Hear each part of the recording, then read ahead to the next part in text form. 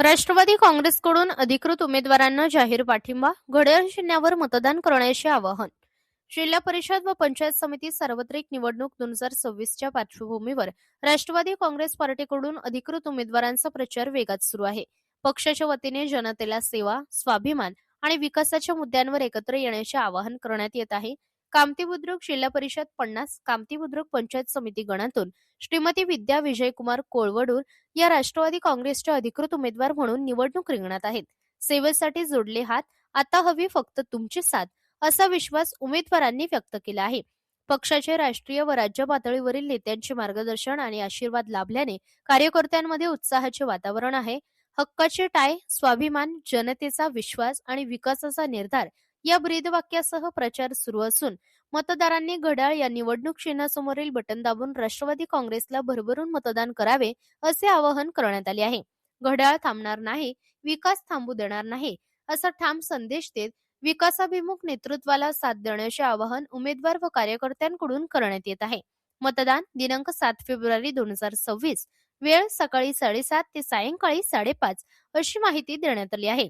प्रतिनिधी सूरज पारवे, press media news, Mohol. आणि त्यातून कमीत कमी आत्तापर्यंत मी 4-5 कामं त्यांचे पूर्ण केलेत.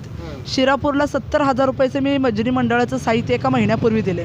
शिंगोलीमध्ये मी 70,000चं भजनी मंडळाचं साहित्य दिलं आहे. आणि शिंगोलीमध्ये जो ब्रिज खाली पूरग्रस्तामुळे जो पूर आलता 4 महिन्यापूर्वी, त्याखाली जो खड्डा पडला होता सर्कलमध्ये, तो खड्ड्याचं काम पण मी 10 लाख रुपये निधी आणून मंजूर केलं आहे. तिथं ॲरोप्लॅनचं कामाचं मी म्हणजे 5 लाखाचं ॲरोप्लॅनसुद्धा तिथं मंजूर केलं आहे. म्हणजे हे कामं केल्यामुळं आणि मी सर्वसामान्य महिलामध्ये उठते बसते.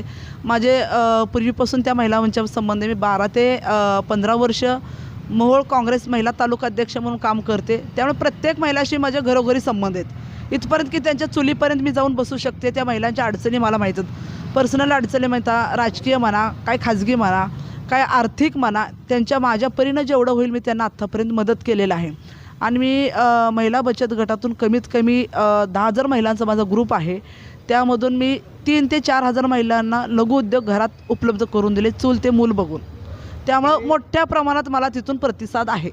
काय आज कामती आपल्या गणातून जे मोठा पक्ष जे आहे त्या पक्षाच्या माध्यमातून खूप मोठं काय इथल्या स्थानिक पोटाला धरून पैसे वाटपचे कार्यक्रम चालू आहे किंवा तुमच्या कानावरती आले किंवा त्याच्याबद्दल तुम्हाला काय बोला? आता इलेक्शन हे लोकशाहीनं लढवलं जायला पाहिजे. मुळातच डॉक्टर बाबासाहेब आंबेडकरांनी जे संविधानामध्ये लिहिलेलं आहे, इलेक्शन म्हणा, निवडणूक हे सर्वांना लढण्याचा अधिकार आहे.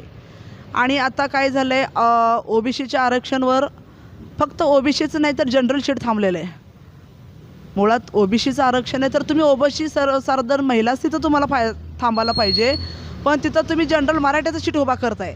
तर एक प्रकारचा हा कामती गणातील पंचायत समितीवर सर्व मतदारसंघावर एक वाईट परिणाम पहिला झाला आहे. तो एक अन्याय झाला आहे.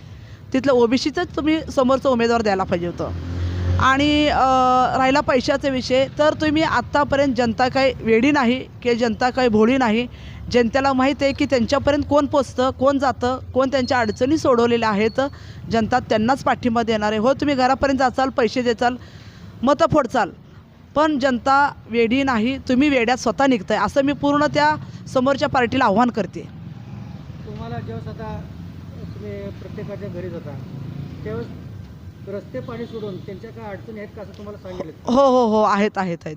रस्ते, पाणी आणि वीज सोडून या व्यतिरिक्त पण डिजिटल डिजिटल आता जो प्राथमिक आपल्या जिल्हा परिषदेच्या शाळा राहिलेत, त्या जिल्हा परिषद शाळा ह्या फक्त हे झालेत, लेखी झालेत, म्हणजे बोलक्या भिंती झालेत. पण त्यांना तिथं थोडंसं डिजिटल दिलं तर तो इंग्लिश मिडियमकडे जाणारा जो विद्यार्थ्यांचा वर्ग आहे किंवा पालकांचा वर्ग आहे तो तिथं थांबेल. कारण जेणेकरून आता सगळ्या पालकांचा वर्ग काय झालं आहे की आमचा विद्यार्थी जर इंग्लिश मिडियममध्ये शिकलं तर खूप हुशार होईल किंवा मार्किंग, पण असं चुकीचं झालेलं आहे. इंग्लिश मिडियममध्ये शिकणारा विद्यार्थी हा परफेक्टच असतो किंवा सर्व त्याला कळत असेल किंवा तो मोठा होईल असं काय नाही. आम्ही पण ZP मधून शिकलेले विद्यार्थी आहेत आणि बरेच ZP जिल्हा परिषद शाळेतून शिकलेल्या विद्यार्थी क्लास 1 अधिकारी आहेत आणि मोठ्या पदावरती आहेत. म्हणजे एक डिजिटल शाळेची आम्हाला अडचण आली. मुळात महिला सक्षमीकरण हे सर्वात महत्त्वाचा विषय आहे.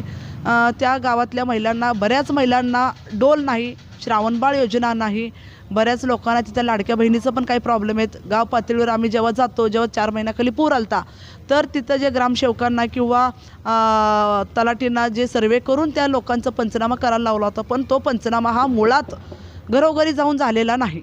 तो पंचनामा फक्त ऑफिसमध्ये बसून केले.